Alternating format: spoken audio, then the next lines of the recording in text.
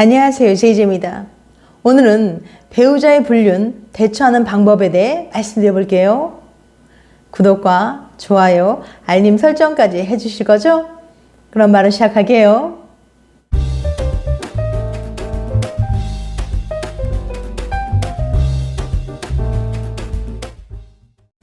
불륜을 소재로 한 드라마나 영화가 넘쳐나는 시대입니다.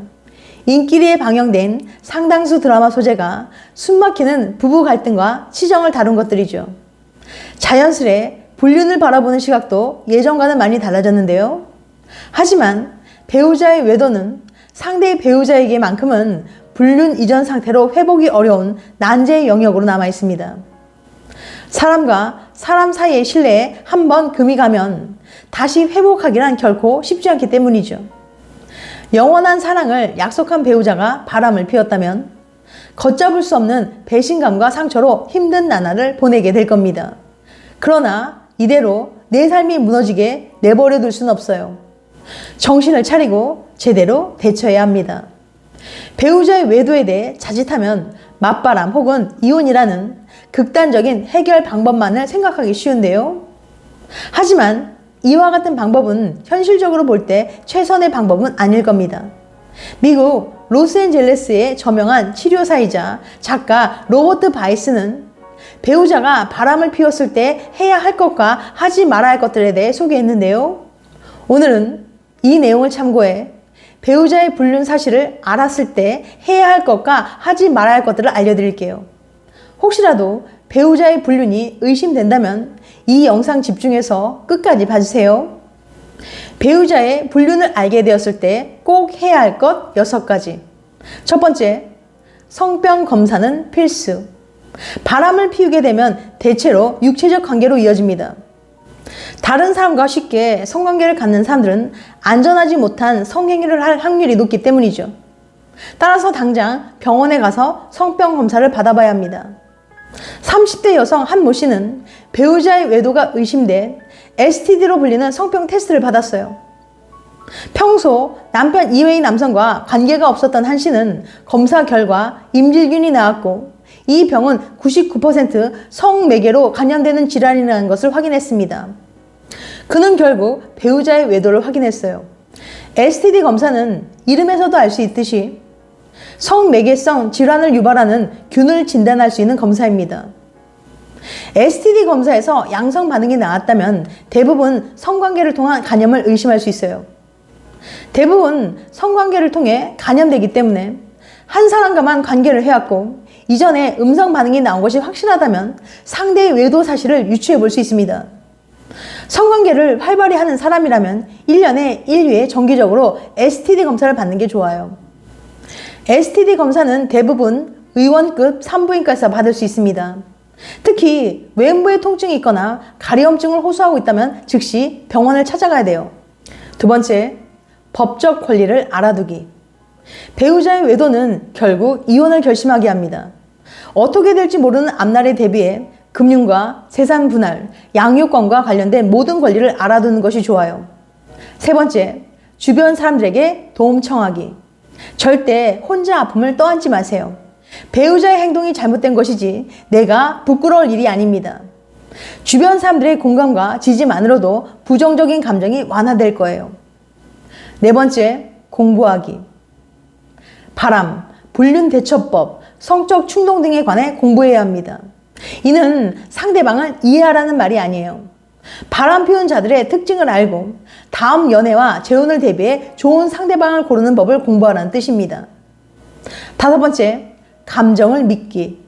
만약 배우자가 바람을 피우고 있다면 상대방을 바라보며 자꾸만 불안하고 찝찝한 감정이 들 거예요. 그런 감정을 부정하기보다는 있는 그대로 받아들이세요.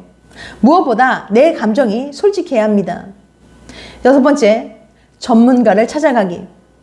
불륜이나 이혼 전문가를 찾아가 어떻게 대처해야 할지 상담을 하고 조언을 얻으세요.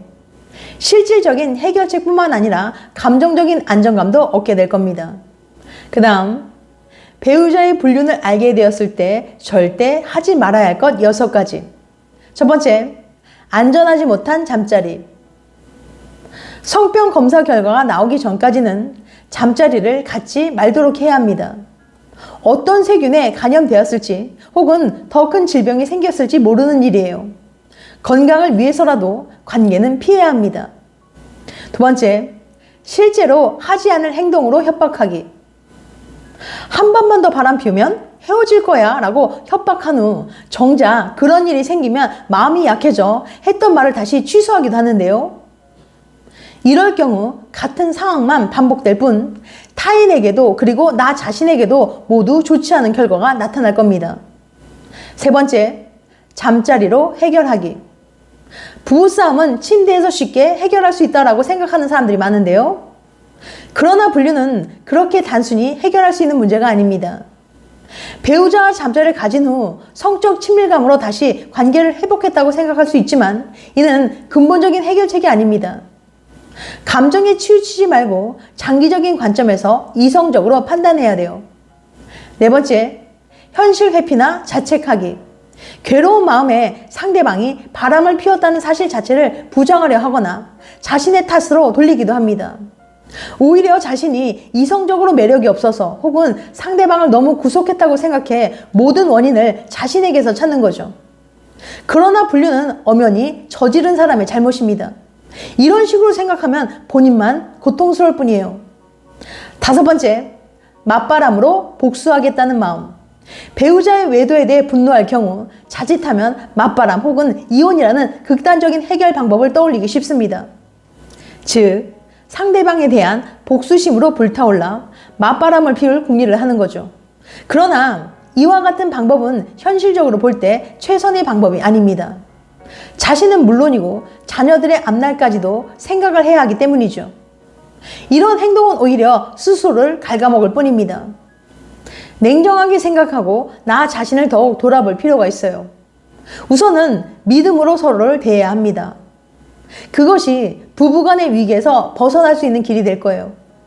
또 자리를 마련해 서로 불만족스러운 부분과 상대방에게 원하는 부분에 대해 속 시원히 털어놓고 이야기하는 방법도 관계 개선을 위한 효율적인 방법이 될 겁니다. 대화를 하게 된다면 배우자의 외도가 결코 혼자만의 잘못이 아니라는 점을 인식할 수 있게 됩니다.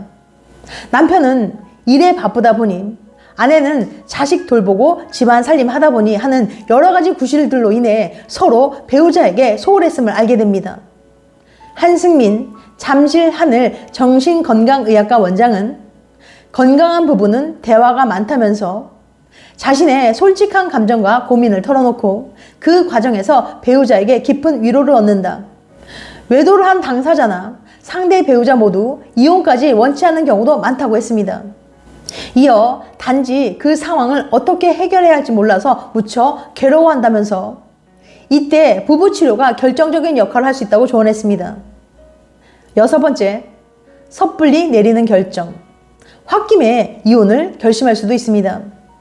그러나 아무것도 준비되지 않은 상태로 중대한 결정을 내리지 마세요. 언제 이혼할지, 아이는 누가 맡을지 차근차근 정보를 모으며 최소 6개월 동안은 미래의 결정을 보류하는 것이 좋습니다. 지금까지 배우자의 불륜 대처하는 방법에 대해 말씀드렸어요. 다시 한번 요약해드리면 배우자의 불륜을 알게 되었을 때 꼭 해야 할 건 6가지. 첫 번째, 성병 검사는 필수. 두 번째, 법적 권리를 알아두기. 세 번째, 주변 사람들에게 도움을 요청하기. 네 번째, 공부하기. 다섯 번째, 감정을 믿기. 여섯 번째, 전문가를 찾아가기. 그 다음, 배우자의 불륜을 알게 되었을 때 절대 하지 말아야 할 것 6가지. 첫 번째, 안전하지 못한 잠자리. 두 번째, 실제로 하지 않을 행동으로 협박하기. 세 번째, 잠자리로 해결하기. 네 번째, 현실 회피나 자책하기. 다섯 번째, 맞바람으로 복수하겠다는 마음. 여섯 번째, 섣불리 내리는 결정. 다음엔 더 재밌고 유익한 영상으로 찾아뵐게요. 끝까지 시청해줘서 감사합니다. 다음에 또 봬요. 안녕.